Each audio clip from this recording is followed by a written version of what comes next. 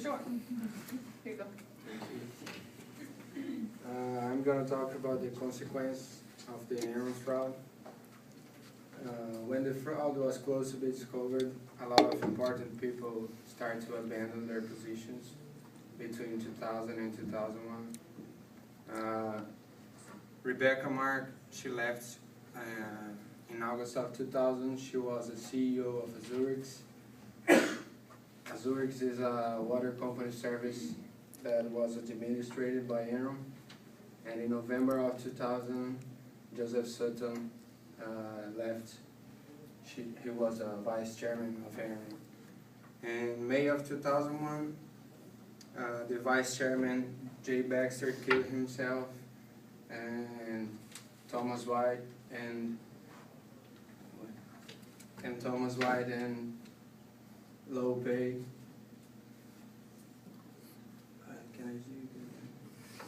Left in May of 2001.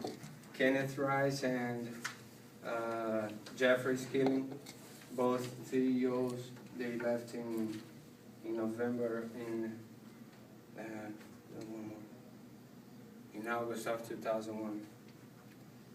The consequence of the greatest company scandal in the history of the U.S. Where 4,500 employees lost their jobs and insurance. The investors lost $60 billion in a few days. For many, it meant losing their old age security. The citizens' trust in American economic system was destroyed. The pension fund of the employees was obliterated. The banks were suspect of collusion, and Arthur Andersen came to bankruptcy. It was one of the biggest accounting firms during that time. And Sarbanes-Oxley, or SOX, was created in 2002. It is a federal law that set new standards for all American public corporations, management or accounting firms. And another consequence was George Bush was really criticized because he had strong ties with Kenneth Lay, that was the founder of the company. And those were the criminal charges.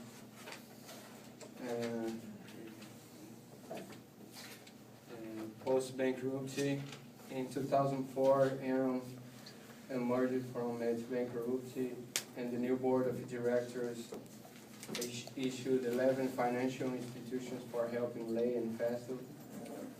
And in 2006, they sold their last business, the Prima Energy, leaving it as an asset last shell. And in 2007, they changed their name for Enron Creditors Recovery Corporation. They did that to pay off the old Enron's remaining creditors. And in 2008, Enron was able to obtain $20 billion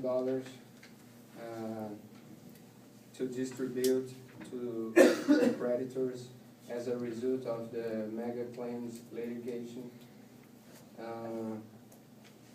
And in 2009, the claim and process payments are still being distributed. And as a result of this scandal, Jeffrey Skilling was sentenced to 24 years. It is one of the largest sentences for the crime of financial fraud. And now, Alejandro will say something. Okay, in this graph I'm going to show you what happened with the Enron stock prices since September 2000 to December 2001. If you can see, in September 2000, Enron stock prices hit its highest value of $90. At this point, executives who had the inside information about the hidden losses began to sell their stock. At this point, many the investors and common groups of people were told to buy this stock because the price will continue increasing until around $130 or $140 in the next years. As executives sell their stock, the price began to stop. And investors were told to keep buying or holding their stock because in the future the price will continue increasing. By August 2001, the stock price had fallen to $42.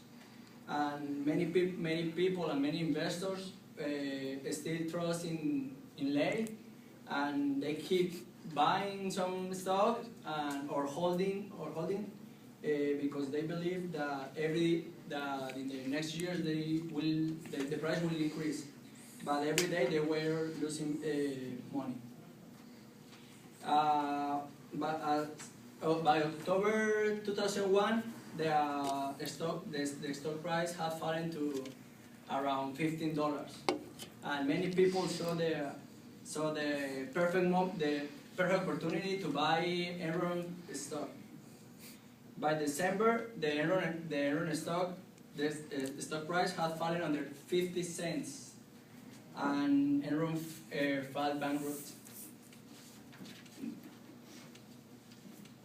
Now, this scandal caused the collapsing of the Arthur Andersen, which was charged with obstruction of justice because he deleted many important documents about Enron.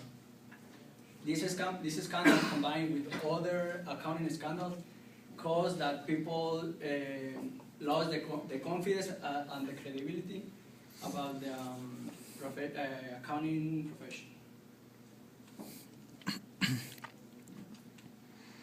Okay, the last question was that, will there be another Enron?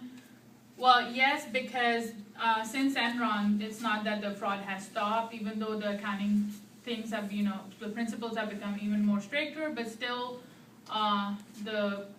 there have